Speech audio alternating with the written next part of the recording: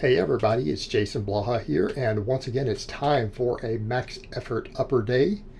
And a quick reminder for those of you who watch these videos, please remember to click like down below. It would be greatly appreciated. Let's get over to the training. I went with closed grip bench against moderate chains. Did 40 pounds of chains. Went up to 275, real good training max. It was pretty heavy for me today. And as I said already in the last upper, I get a little further into all this as my weight loss has slowed down a bit as I'm stabilizing and continue to cut. I may start pushing some of these up a little bit more and actually pushing these to harder maxes. But I mean, this was hard enough, and it kind of lets me know where my tricep strength is, because keeping in mind when I did initially start cutting, I had a big drop off in pressing strength, and I've got to regain some of that. But I'm seeing my supplemental work going up, so I'm in a good place. And one of the things you guys will notice, I reduced volume slightly. The volumes that I've been pushing on the upper days is really getting to be a bit much. And I need to bring it down to just really, really high quality volume. I'm still going to do all the smaller movements, but my bigger movements themselves. Really, I only need, outside of the maxing, 6 really good sets of pushing and pulling, right? For both days. I mean, that ends up being 12 sets total, and there's always going to be some splash over from little smaller movements and all the deadlifting and other things will work some of it. We could argue chin up, sit up, or chest some, but I'm not really going to count all that. So we just want really high quality direct work. And as much as I really love doing all the extra McDonald bar and illegal wide grip benching, I really need to stick with the bread and butter stuff and then rotate those in. Right, and I still want to get good at those, but I may need to rotate stuff just like my normal pause bench for some of those, or take dumbbells out for a bit if I stall. But on dumbbells, I might go over to decline if the flat stalls. So again, I've got to be willing to adjust with this. And again, some of it we may take just the pause benching out to replace with some of those deeper stretch movements, right? But I'll need to push them a little harder if I do that. So I went up 2.5 pounds on these and managed to get my 3 sets of 10, all paused. So today we did 230 for 3 sets of 10, every rep paused. Okay, nice, good quality pauses. I want really high quality reps here. So the benching is coming back up. So again, I'm getting used to the wider grip again. And this is not that wide. This is just a normal grip. This is pinkies on the rings. I might mess with some wider later. We'll see. I'll have to think about that. So, but this went good, and you guys will see some funny stuff with the dumbbells in a bit. I could probably blame some of that on the fact that I needed one ramp up set, and people were probably not aware. I don't warm up. Controversial, I don't mention it much because people freak out and people actually make hate videos, other YouTubers angry at me. I don't actually warm up. I ramp up for a max. Right, I ramp up for a max, but I don't warm up on work sets, anything after ramping up to a max, and I don't do anything special. I start with an empty bar and do 5 reps, and then I do singles from there to max. The chins, because I'm going a little wider, these felt a little off today. The first 2 sets were good. I think I only got 9 reps on the final set, and I had to re-grip in the middle of it too. I'm noticing the grip is a little harder. I took the wrist straps off for this, so I'm like, let me just work on doing these without them. And notice those are not straps like to wrap around the bar. They're just normal wrist straps like we wear for benching, and I've been using them. But on the final set, grip was slipping a little bit, I think around rep 7, and I had to re-grip it. But the first 2 sets went good. So again, these are getting kind of tough right now, and this is why I'm rotating the grips back and forth. These are slightly stalled, and it's again in large part due to my biceps. My lats are strong enough to chin more. Biceps are a limit. I actually had someone say, well, why don't you just do pull-ups? I said, because I want my biceps to grow. Okay. And these are a good bicep exercise. We're just doing other bicep work to specifically get the biceps bigger and stronger to help with the chins. But I am actually training my arms pretty hard right now. So I'm trying to get my arms to grow. So I don't want to take the biceps out, right? We're still getting tremendous amounts of lat work. Getting tons of lat work. So again, people have this idea in their heads, and it's a ludicrous idea, that because you've got a weak link somewhere on a multi-joint exercise that the other muscles aren't working. And that's absolutely ludicrous. That's not how it works. It's just that if you get those weak links stronger, maybe the stronger muscles will get a little more work, right? It's probably more efficient. But as you guys saw on that one, I had to regrip, and I think I only got like 9, and then I couldn't get the last rep. I failed. Got to that bottom hang, couldn't come up. So, but I'm trying to do these from my full range of motion hang at the bottom. I'm trying to not bounce at all. So I'm having to do them kind of from a dead stop. Now, the dumbbells, because I got 12 last time with the 90s, I went up. It's kind of made a jump up to 94s. This first set was awful. I got like 6 reps. And then the other 2, I just blasted through. And I did that, and I'm like, what in the world just happened? I got 6 reps, and then I failed, I think, a 7th. I think that was like the 6th, and I went to get one more, and I couldn't get it. I literally failed in the rep. Next set, I got 10. So maybe this is one of these movements I almost need a good ramp-up set. Part of it could have been my position and angles. But I guess I just got tighter, got in my groove, knocked out 10 reps like it was nothing, knew I had reps in reserve. And then the final set, I think I hit 11. I know I got more than 10. I lost count. I don't know if I got 12, but I know I got at least 11 on the final set. And again, I'm trying to get a deep stretch on all of these, but this is enough. We start looking at it and we go, okay, is this good chest growth? Yeah, we did wider grip pause bench, right? Our pinkies on the rings. 3 good sets. 3 good sets of flat dumbbell presses. That's a lot of chest work, especially after we hit a training max. Speed bench, we'll do next time, and then I'll probably do dumbbells after also. Right, we're good here. All my front delt work, all my pec work, it's good. Do we need more than 6 high quality sets, especially after hitting a heavy single? No. We're in that optimal range. And I need to be able to recover. My volumes are getting high. So then I decided for my second movement, I've got the option of dumbbells, or I could do these seal rows. I'm like, let's do the seal rows. Let's make sure the lats get hit, right?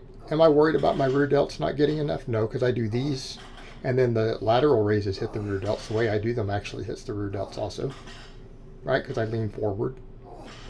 I went up 5 pounds on these, and I did 10, 10, and then I got 12. So we need to go up on weight again. So these will come up pretty quickly, right? They'll come up pretty quickly. But no way to cheat. And I do these from a dead stop. You guys will notice there's no tapping. I reset completely, get that stretch, drive it up. Okay. But 160 on these isn't bad, not bad at all. Because again, we can't cheat. It doesn't matter that I can even strict pin lay row a hell of a lot more. But again, this does give me some really good rear delt and trap and everything, because again, I'm forced to grip it a little wider because of the nature of the bar. So again, I think this is a very good choice for my second exercise after chins. And again, my upper back will also get hit on the laterals. So it's not like this is the entirety of it. And of course, again, we have all the speed pulls and the pause deadlifts and stuff I do on the lower days, which contribute to a lot of back also. So again, it might look like only, 12 good sets for lats total on the upper days per week, which we're in that range, but then we get all the other pulling. All right, these probably a little light. I went with the same weight I did last time, just focusing on getting that stretch and then speed on it. I need to go up on weight on these. I need to go up again. We're not quite at our 10 rep maxes, I think, so I'll need to bump these next time. Just 2.5 pounds. I'll put microplates on. So we'll go up 72.5. But again, I wanted to really work on getting that stretch first. And I'm really at my range of motion limit. People say, what do you mean? My shoulder, it's about as far as it really wants me to go. But it's good because we're now getting back behind the head. And I do these in a way to where I drop behind the head and then bring it up. So I'm actually not using very much of the lower heads of the tricep on the eccentric. The long head takes all of it. So people may notice that I bend my elbows back and then I drop it back. So my elbows bend way up high, then I drop it back to get that stretch on the long head and then use the whole tricep to snap it up. It makes it easy on the elbows. It makes sure that the long head gets worked, which we don't always get on extensions, because I do need to make sure it does get trained some, instead of just doing bench specific only tricep work. This gives me some long head work. Whereas in my dumbbell movement, it's probably slightly more bench specific. It's still hitting the long head, but it is more medial and lateral head focused. This is kind of a balanced movement where we're hitting all 3. Again, make sure the full tricep gets worked. I went up on incline curls, went up to 35s today. They went good. I could really only get 10s. I couldn't really get extra reps on the last set. I felt like that was all I had. Like, I don't think I could have got 12 had I really tried to grind it. So I got 3 sets of 10 with the 35s, again, focusing on full range of motion, getting a stretch reflex. You guys will notice a lot of these smaller movements, I'm really concerned with stretch reflexes. Everything is either about dead stop or a stretch reflex. So we get a nice dead stop pause on the bench. And then with the dumbbells, I get a stretch reflex. All these movements are stretch reflex. And again, I'm hoping not only to get more bicep development out of that, but I'm also hoping for bicep tear prevention on the deadlift. And I'm hoping to get more out of the bottom of those chin-ups, right? I need to get more strength out of the bottom of that chin-up, and I know my biceps limit me. So this is a great movement to do it, because again, it does get a stretch reflex. And again, I always hate that, as I said before, people who pause at the bottom of these, I don't understand what they think they're doing. You have this wonderful movement that gives you a stretch reflex, and you decide you're just going to remove it. Why don't you just go back to barbell curls then? Just do a straight bar curl. But in this case, I like to get that stretch reflex. I like to get it there because, again, it has a lot of benefits for development. And again, we're loading that bicep under a stretch. Possible tear prevention. Plus, it should carry over nicely to the chins. I use 35s for these, did the same thing. I got my 3 sets of 10. I lost count. I think I might have got plus reps on the last set. I don't know. We'll figure it out. I can still use the same weight next time either way. We're not going to be able to go up very fast on these dumbbell movements, right? We want to just get progressive overload as we're able.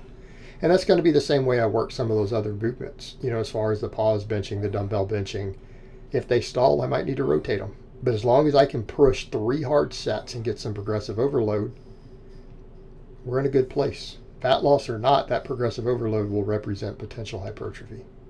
So we need to push for it. And again, I'll rotate movements as needed. But some of these smaller dumbbell movements, I want to keep them in. So we can only progress so fast on them, you know.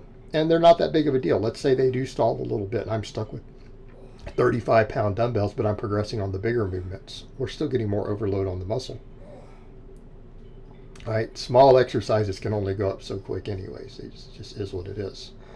But again, second tricep movement. And again, what are we looking at? Changing the grip, changing the angle. So I'm making sure on these 2 tricep and bicep movements I do that we are completely changing the grips and the way the muscles are getting worked, just like my chest and back movements. We have a flat bench and then we have dumbbells, completely different hand positions. I'm doing the same thing here, making sure all these heads get worked, right? And then I do hammer curls, but I decided to do them seated on the incline today so I didn't have to add weight. And sure enough, they were harder. Without being able to stand, these were much more difficult. I only got 12 reps on the final set. I did 10, 10, and 12.